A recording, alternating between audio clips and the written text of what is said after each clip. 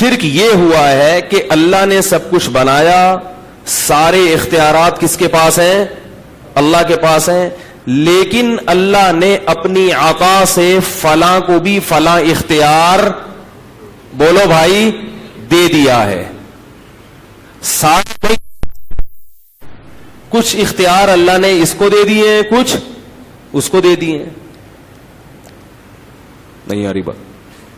یہ والا جو بت ہے اس بت کو بھی نہیں دیے. یہ جو بزرگ تھے نا جن کے نام پہ ہم نے بت بنایا ہے, ان بزرگ کو اللہ تعالیٰ نے مثلاً اولاد دینے کا اختیار دیا ہوا تھا, سمجھ رہے ہو؟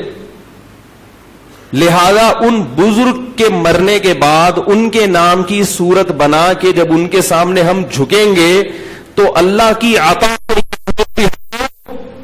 بولو اولاد دے دیں گے. این یہی شرک آج محمد صلی اللہ علیہ وسلم کی ذات کے ساتھ ہو رہا ہے. یہی شرک این حضرت علی رضی اللہ تعالی عنہ کو مشکل کشا کہنے والے کر رہے ہیں. کہتے ہیں حضرت علی خود سے آپ کی مشکلات آسان نہیں کرتے, اللہ کی عطا بولتے کیوں نہیں؟ یہ جو نوح علیہ السلام کے دور میں 5 بڑے بڑے بت تھے, ود, سوا, یغوث, یعوق, نصر, یہ اصل میں 5 بڑے بڑے بزرگان دین تھے, اللہ والے لوگ تھے. جب ان کی موت واقع ہوئی ہے تو لوگوں نے کہا یہ بڑے اللہ والے بزرگ ہیں, ان کے نام کی مورتی بنا کر ہم ان سے دعا مانگیں گے ان سے, دے گا کون؟ اللہ. نہیں آ رہی بات؟ اور بعض یہ کہتے تھے مانگیں گے ان سے, دیں گے یہ مگر اللہ کی عطا سے, کیونکہ اللہ نے ان کو اختیارات دیے ہوئے. ان دونوں قسموں کو شریعت نے کیا قرار دیا؟ شرک. یہ والا شرک ہے جس کی نفی کے لیے قرآن نازل ہوا ہے. آج جب کسی سے بات کی جائے نا مشرک سے, تم رسول سے کیوں مانگتے ہو, فلاں سے کیوں مانگتے ہو, کہتے ہیں ہمیں پتا ہے کہ یہ خود سے نہیں دے سکتے, لیکن اللہ نے ان کو اختیار دیے ہیں.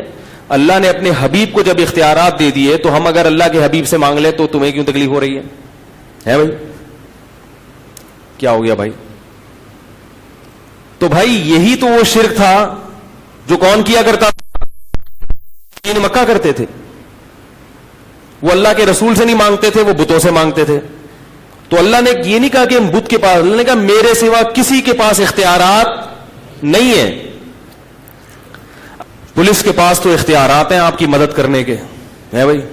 ڈاکٹر کے پاس اختیارات ہیں آپ کو اولاد دینے کے. بے اولاد لوگ ڈاکٹر کے پاس جاتے ہیں نا, کیا خیال ہے؟ تو کیا اللہ کے نبی کے پاس نہیں ہو سکتے؟ ہے بھائی.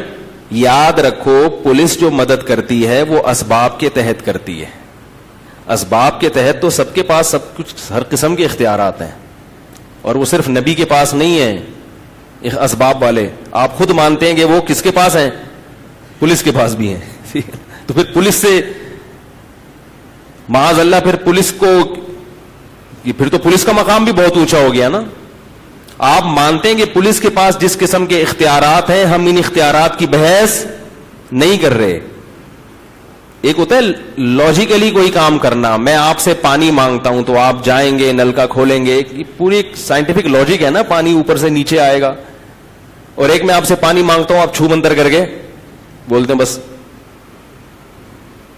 جب چاہو آپ بارش برسات سکتے ہو, جب چاہو آپ پانی سامنے لا سکتے ہو. ایسا تو نہیں ہوتا, یہ شرک ہے.